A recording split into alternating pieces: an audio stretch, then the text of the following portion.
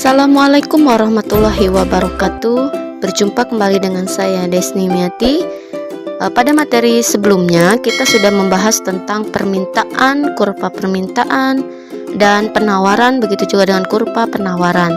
Nah, pada video kali ini materi yang akan saya sampaikan adalah tentang harga dan harga keseimbangan. Kita bahas yang pertama, yaitu pengertian harga.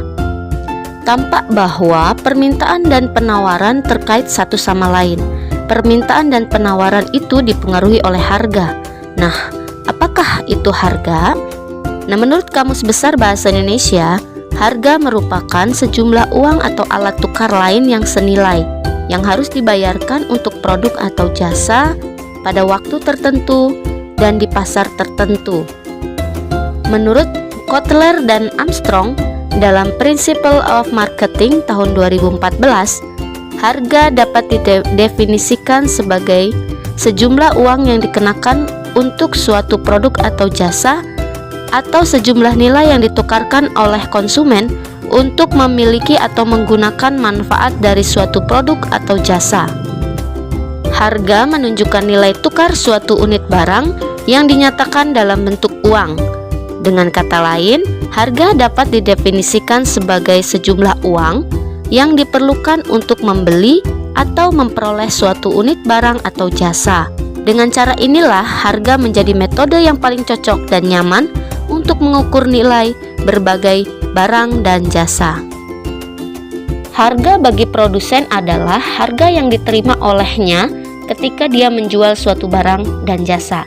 Dalam hal ini, prinsip dasar yang dipegang oleh produsen menurut Brecher dan Bergemen tahun 2016 adalah menjual barang dan jasa dengan harga yang cukup tinggi untuk menutupi semua biaya dan memberikan keuntungan yang wajar bagi mereka. Itulah sebabnya harus mengetahui harga pokok. Sedangkan harga menurut konsumen adalah merupakan biaya yang harus dikeluarkan untuk mendapatkan manfaat dari suatu barang atau jasa. Nah, inilah yang disebut dengan harga beli. Cara pandang antara konsumen dan produsen terhadap harga berbeda-beda. Itulah sebabnya perlu ada kesepakatan antara produsen dan konsumen dalam menentukan harga. Kesepakatan ini sangat penting agar transaksi jual beli dapat terlaksana. Kesepakatan ini terbentuk melalui proses tawar-menawar di pasar karena baik produsen maupun konsumen berusaha untuk mendapatkan keuntungan tertentu baginya. Kesepakatan ini menghasilkan harga di mana jumlah barang yang diminta sama dengan jumlah harga yang ditawarkan. Inilah yang disebut dengan harga keseimbangan.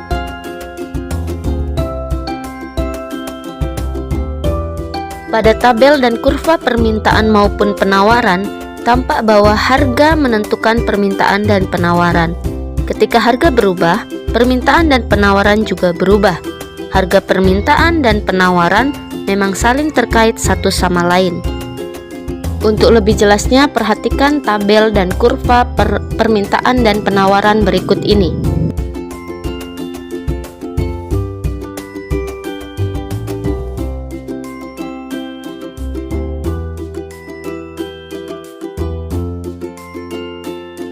Pada kurva permintaan dan penawaran terdapat perpotongan antara kurva permintaan dan penawaran pada titik E. Titik E disebut titik keseimbangan atau titik equilibrium. Harga di mana jumlah barang yang ditawarkan oleh produsen sama dengan jumlah barang yang diminta oleh konsumen disebut harga keseimbangan atau harga equilibrium. Sementara itu, jumlah permintaan dan jumlah penawaran yang sama pada tingkat harga tertentu disebut kuantitas keseimbangan. Harga keseimbangan kadang-kadang disebut juga dengan istilah harga pasar, karena pada harga keseimbangan baik konsumen maupun produsen mengalami kepuasan yang sama. Artinya, konsumen membeli jumlah barang yang ingin mereka beli dan produsen menawarkan jumlah barang yang ingin mereka jual. Dengan ini, tampak bahwa kekuatan permintaan dan penawaran bertemu pada harga dan jumlah barang yang sama. Nah, demikian tadi materi tentang harga dan harga keseimbangan. Semoga bermanfaat. Saya akhiri. Wassalamualaikum warahmatullahi wabarakatuh.